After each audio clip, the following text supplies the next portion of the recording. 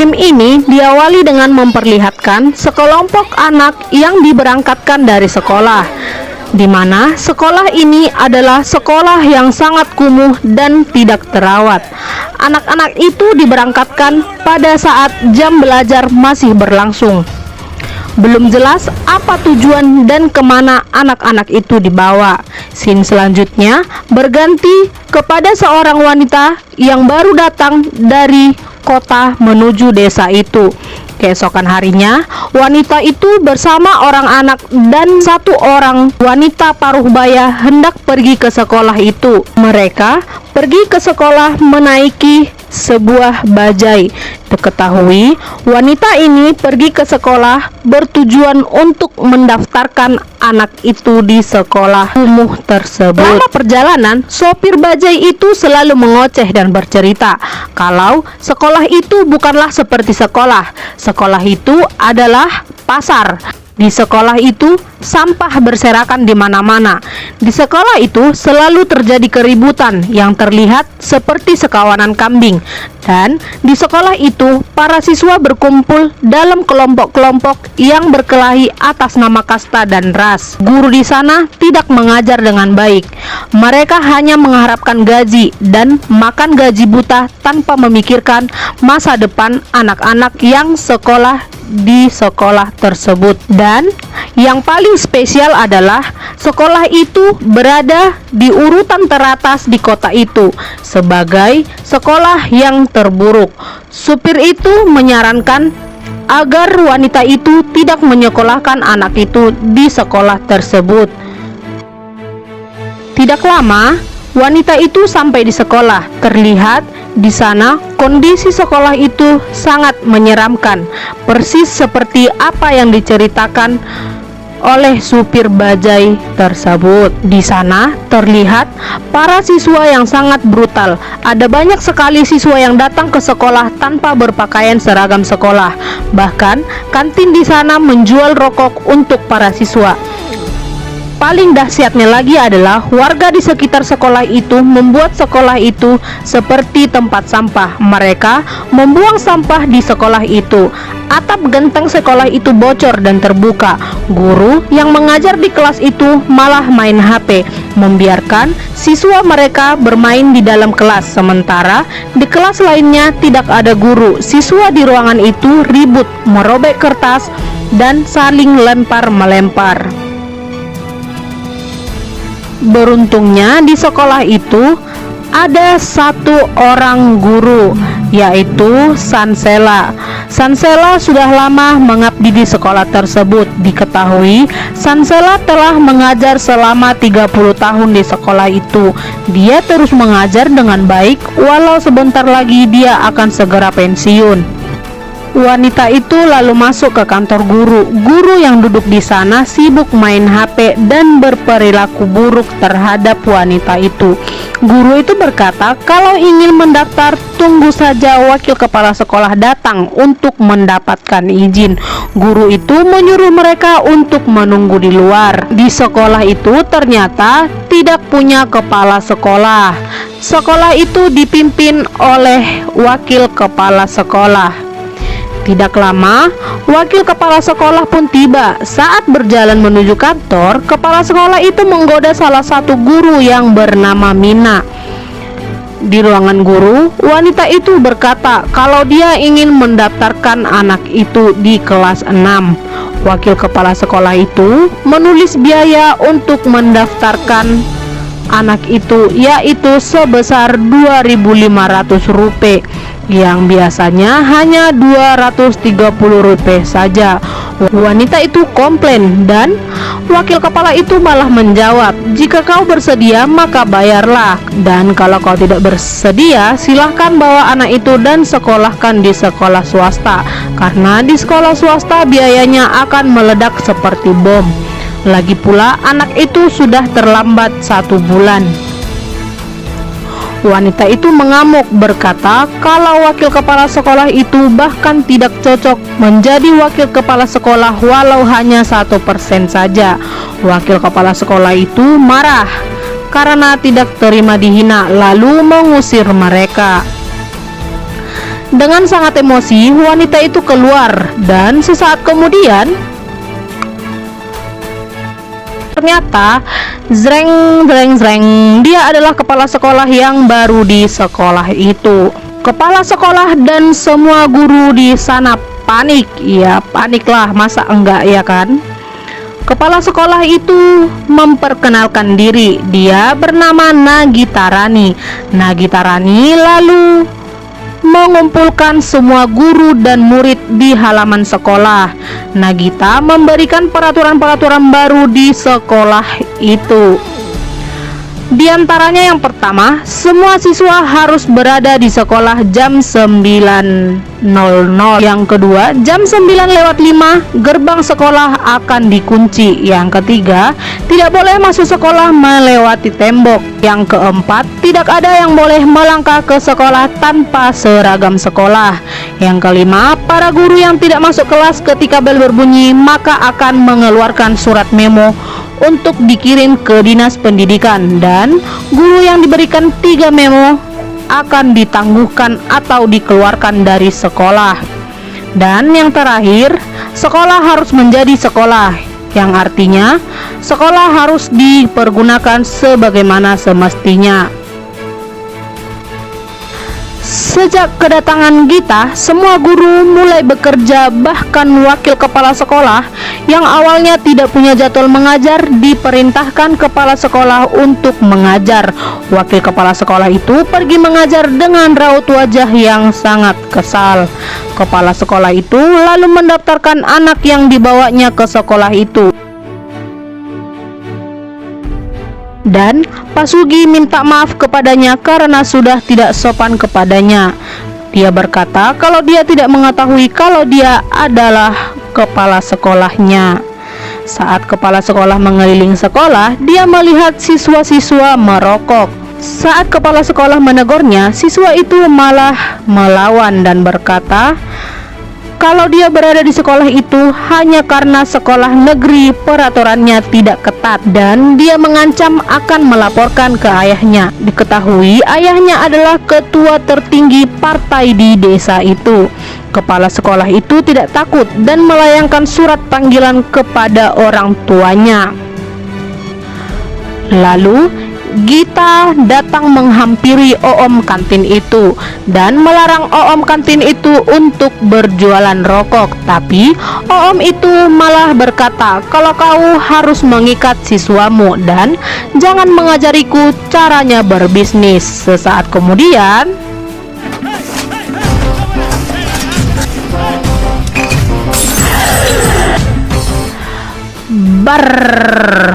Oom kantin itu ketakutan dan berjanji tidak menjual rokok lagi. Semua siswa yang ada di sana takut dan kabur melarikan diri. Di ruangan kelas, Katir dan temannya membicarakan kegarangan kepala sekolah mereka dan membayangkan kalau kepala sekolah itu adalah Satria Baja Merah yang punya banyak cabang tangan. Lonceng bel istirahat berbunyi. Kepala sekolah itu datang ke sebuah kelompok murid wanita yang sedang makan dan bergabung makan bersama mereka. Kepala sekolah itu berbagi makanan kepada siswa itu dan sebaliknya. Mereka perkenalan singkat dan kepala sekolah itu berkata, "Panggil aku Gita saja," dan mereka mulai berteman. Gita mencoba akrab dengan semua murid-muridnya. Di teras sekolah, Katir yang melihat kepala sekolah langsung berlari sampai terjatuh. Kepala sekolah itu datang menghampiri dan membantunya berdiri, lalu mencium Katir. Katir pergi dengan wajah seperti sedang jatuh cinta. Bayangannya berubah dari awalnya Satria Baja. Bayangannya kini mulai berubah, yang dari awalnya Satria Baja Merah menjadi ibu peri bersayap putih. Keesokan harinya, Kepala sekolah kembali memberikan arahan. Dia berkata kalau setiap hari ketika bel berbunyi, semua orang harus berkumpul di halaman sekolah dalam 5 menit dan akan memutarkan sebuah lagu. Kalian semua bisa menari untuk lagu itu tanpa terkecuali dengan guru. Selanjutnya, sekolah akan tetap buka di hari Minggu untuk kegiatan ekstrakurikuler, di mana bagi setiap murid yang punya minat dan bakat bisa dikembangkan di sekolah. Lalu, mereka semua menari.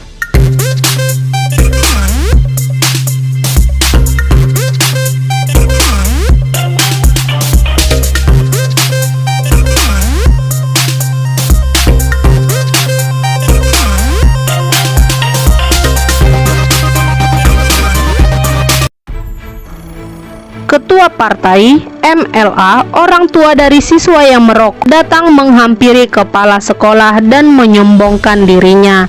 Dia mengancam akan membuat kepala sekolah itu dipecat dari pekerjaannya. Tetapi Gita tidak merespon dan tidak merasa takut sama sekali, lalu berniat pergi meninggalkannya. Oom itu berkata kalau dia akan menyekolahkan anaknya di tempat yang bagus. Gita berkata, "Nol, maksudku kau seorang nol." Itu ditujukan kepada anak si ketua partai itu. "Sudahkah kau mencapai hal lain selain harta kekayaan ayahmu? Pernahkah kau juara kelas? Pernahkah kau menang di bidang olahraga? Kau akan jadi pahlawan jika bisa mandiri tanpa kekayaan ayahmu. Buktikan kalau kau bisa menang. Aku akan memberikan pipiku untukmu dan memberikanku tamparan. Tapi kalau kau merasa tidak sanggup, silahkan pergi dari sini." Anak itu marah dan merasa tertantang dan kembali ke ruang kelas. Keesokan harinya, Gita berangkat ke sekolah menggunakan bajai langganannya. Seperti biasa, Oom Bajai itu selalu mengoceh tentang sekolah itu dan berkata, kepala sekolah yang baru itu akan segera mengundurkan diri dari sana tidak lama lagi. Oom Bajai itu belum mengetahui kalau Gita adalah kepala sekolah di sana. Di sekolah, kepala sekolah ternyata mengundang semua orang tua siswa untuk mengadakan rapat. Mereka membahas keadaan sekolah itu, dan kepala sekolah memberikan solusi untuk memperbaiki sekolah itu dengan penggalangan dana dari guru dan orang tua siswa.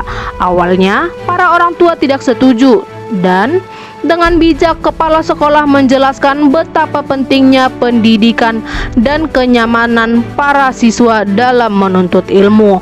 Orang tua di sana lantas setuju dengan semua pernyataan sang kepala sekolah. Kepala sekolah lalu menghubungi staf penyedia dana sekolah dan berkata, "Sudah 4 tahun dana anggaran tidak masuk ke sekolah. Besok semua orang-orangmu harus datang ke sini dan mulai bekerja. Kalau tidak, semua siswa akan berada di kantor kalian besok siang."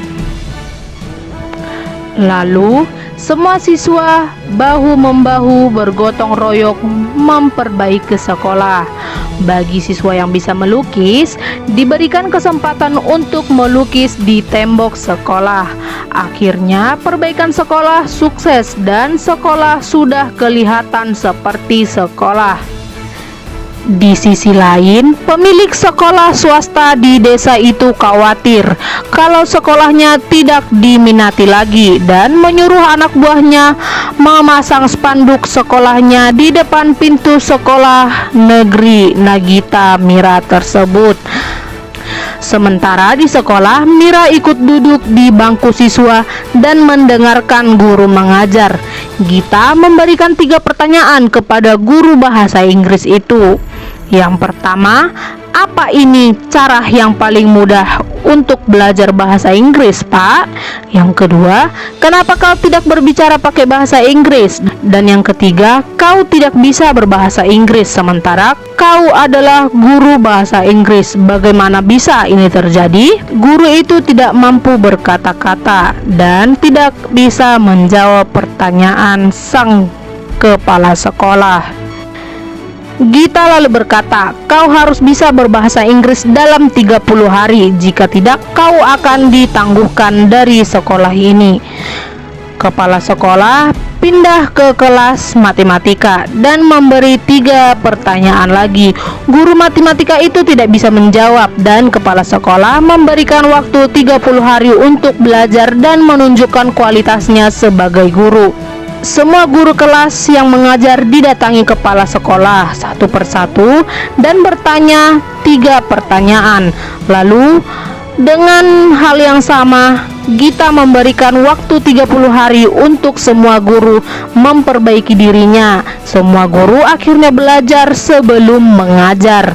Guru di sana semua menghafal sebelum belajar, kecuali guru olahraga. Dia sombong kepada guru lain. Saat pelajaran olahraga, dia memberikan siswanya bermain, sedangkan dia makan kacang seperti anak TK. Tiba-tiba kepala sekolah datang memberikan 3 pertanyaan kepada dia. Pertanyaan terakhir adalah, berapa cabang olahraga dalam Olimpiade? Guru olahraga itu tidak bisa menjawab dan dia meminta waktu 30 hari untuk belajar. Di gerbang sekolah, spanduk sekolah swasta MSC dipajang di depan pintu masuk sekolah mereka.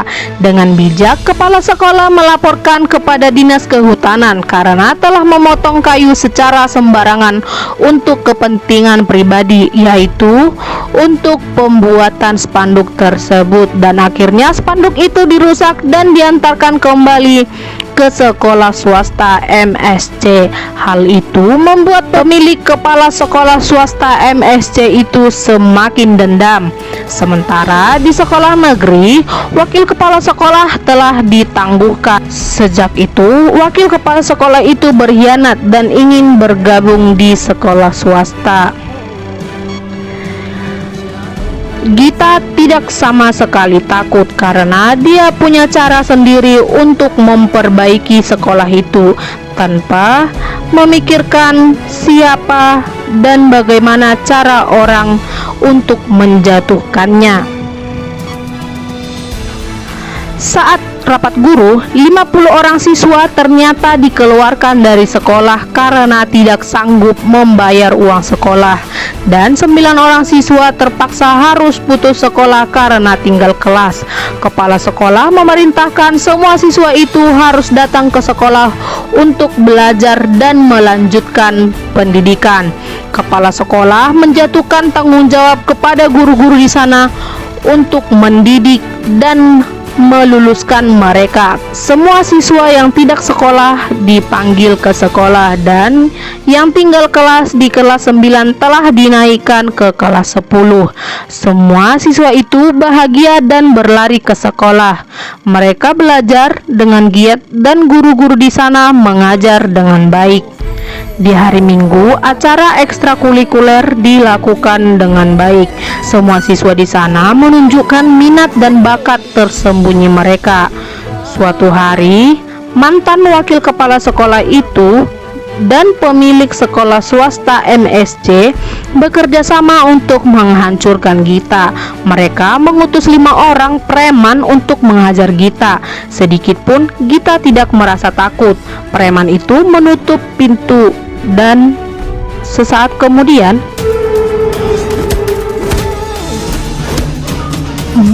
semua preman itu dihajar tanpa ampun.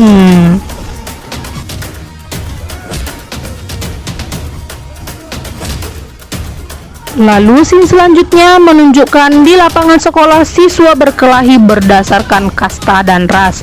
Kepala sekolah datang berlari ke sana menghentikan mereka, tetapi anak-anak itu tidak merespon dan terus melanjutkan perkelahian mereka. Kepala sekolah marah dan menyirami mereka semua. Mereka semua berhenti dan terdiam. Kepala sekolah itu menugaskan guru di sana untuk menyelesaikan masalah ras siswa itu dalam 1 jam.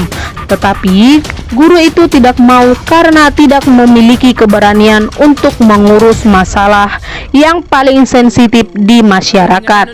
Seketika, kepala sekolah itu mencabut semua gelang simbol kasta siswa itu dan membakarnya. Hal itu membuat warga marah. Mereka semua demo di depan sekolah dan memaksa Gita untuk dikeluarkan dari sekolah tersebut. Bahkan guru dan siswa di sana ikut serta meramaikan aksi demo itu. Kepala sekolah meminta mereka diam, tetapi tidak ada satupun di antara mereka yang mendengarkannya. Kepala sekolah berteriak dan berkata dia akan mengundurkan diri. Seketika mereka semua terdiam. Aku akan pergi setelah meninggalkan 3 pertanyaan. Guru semua panik dan diam. 1. Pemerintah Tamil Nadu anggaran tahun lalu adalah 1,90.000 crore dan 70.000 crore itu dibayarkan untuk gaji dan pensiun untuk pemerintah para pegawai yang berjumlah hanya 35% dari total anggaran. Sementara fasilitas pendidikan masih sangat minim dan kualitas sekolah sangat buruk. Apakah kalian pernah memprotes hal ini?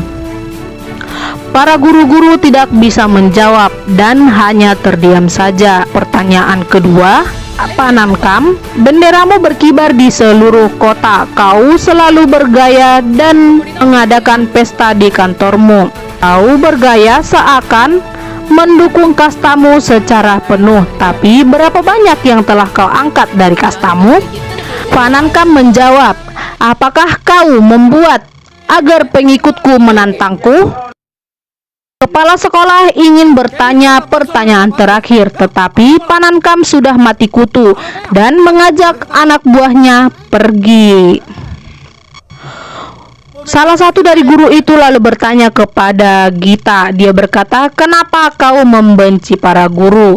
Tetapi Gita menjawab, aku menyayangi siswa. Karena itu aku memaksa kalian untuk bekerja secara profesional agar masa depan dari siswa-siswa ini cerah dan tidak berantakan. Dan akhirnya kepala sekolah diizinkan masuk. Semua siswa ikut berlari dari belakangnya. Suatu hari, polisi cilik yang sedang dilatih oleh seorang anggota kepolisian di halaman sekolah memberi hormat kepada kepala sekolah yang datang dari gerbang. Kedua guru yang melihat mereka penasaran dan mencari tahu. Ternyata Gita adalah letnan kolonel di India, yaitu perwira militer berpangkat tinggi.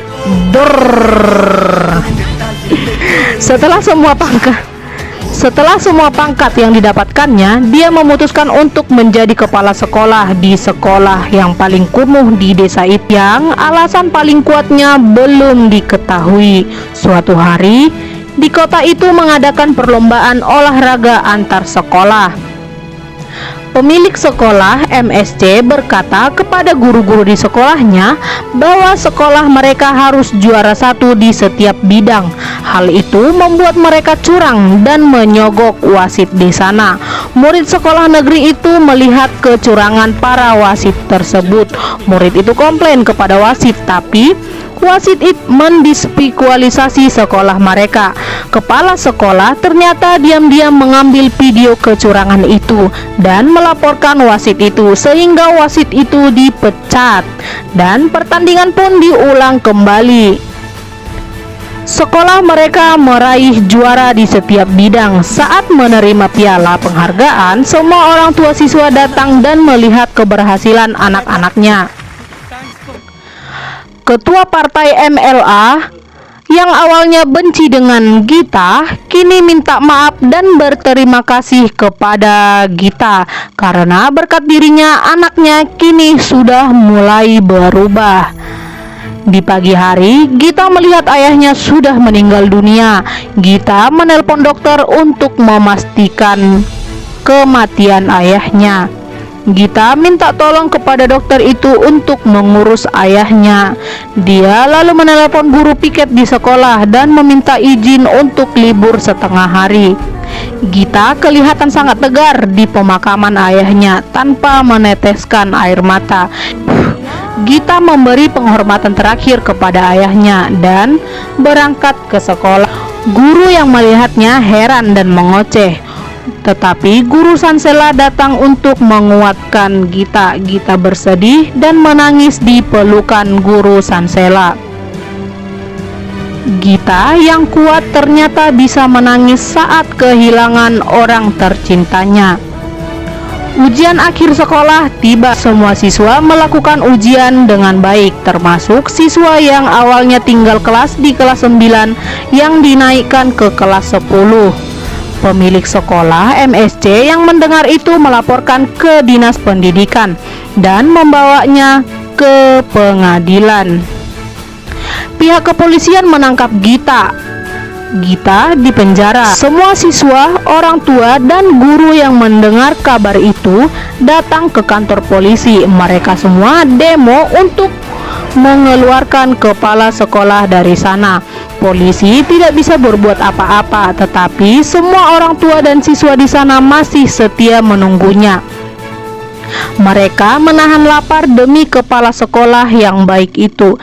Jam 9.30 keesokan harinya, hasil ujian akhir sekolah keluar dan siswa itu semua lulus dengan nilai yang sangat memuaskan.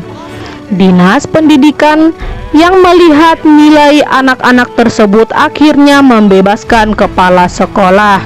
Semua orang bersorak-sorai menyambut kepala sekolah. Dan film pun selesai.